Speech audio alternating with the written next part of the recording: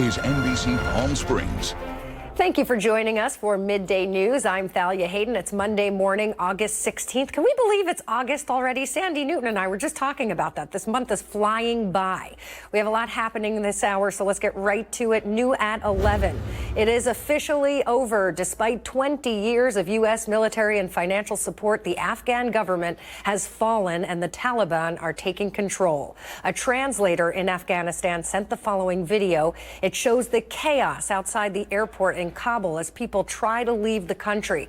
The translator narrates the scene for us. We're about to hear it. He told CNN he can't speak English loudly for fear of being heard and caught by the Taliban, but let's listen in. This is the situation in the airport. We just got here. We are U.S. allies, and we don't know where to go and who to contact for evacuation. U.S. helicopters trying to scare people.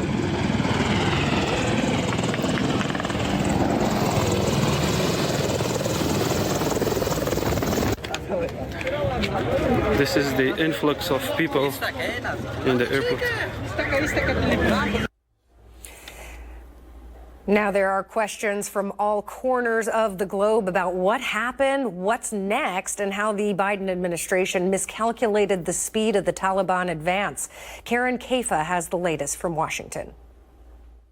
Washington and the world eager to hear from President Joe Biden as chaos unfolds in Afghanistan and at Kabul's airport. A key objective for thousands of U.S. troops is to hold the perimeter around the airport and to maintain order on the grounds. The Taliban's takeover of the capital city led to a scramble by Afghans desperate to leave the country. On Monday, the Taliban said they were nearing full control of Kabul. The U.S. is working to get diplomatic personnel off the ground first, then Afghan nationals who helped the U.S. over the course of the last 20 years.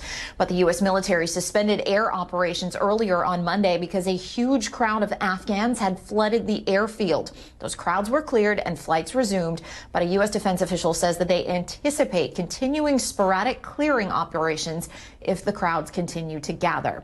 The White House says that President Joe Biden will return from Camp David and speak to the American people about the situation in Afghanistan this afternoon. Meanwhile, the UN Security Council also held a Monday meeting on the recent developments in Afghanistan, and the European Union's foreign ministers will also hold an emergency meeting on the topic on Tuesday. In Washington, I'm Karen Kaifa. But the deeper question is what happens now as people desperately trying to get out of Afghanistan cannot. Britt Conway reports. Chaos in Kabul. People desperately trying to get out of Afghanistan after the now ousted Afghan president fled Sunday as the Taliban entered the city and took over the presidential palace. All personnel have been evacuated from the U.S. embassy. Now the push is to get them out of the country, along with other American citizens and Afghan allies. 6,000 U.S. troops will be in Kabul soon. Put them on the ground. Let the Taliban know that if they do something, there's going to be immediate consequences. Possible long-term consequences are something else altogether. If the Taliban's rule is anything like it was in the 90s, it would mean a deterioration in civil liberties, particularly for women and girls.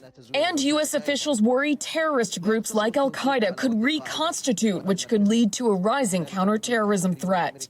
Just weeks from the 20th anniversary of 9/11. And President Joe Biden has been in discussion with senior officials as he and White House advisors debate next steps, while Congress scrutinizes their every move. We need political statesmanship and leadership, and yet the Afghan leaders were not even able to provide rations and bullets to their frontline troops at their moment of reckoning. It's just not that easy.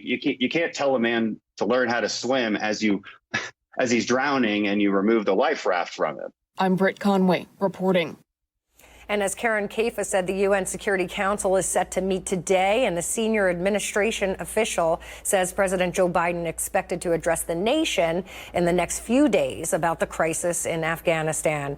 And this you're seeing was yesterday, actually, as hundreds of protesters gathered outside the White House, angry about the deteriorating situation. They urged the U.S. government not to abandon its Afghan allies and friends. They chanted, "We want peace."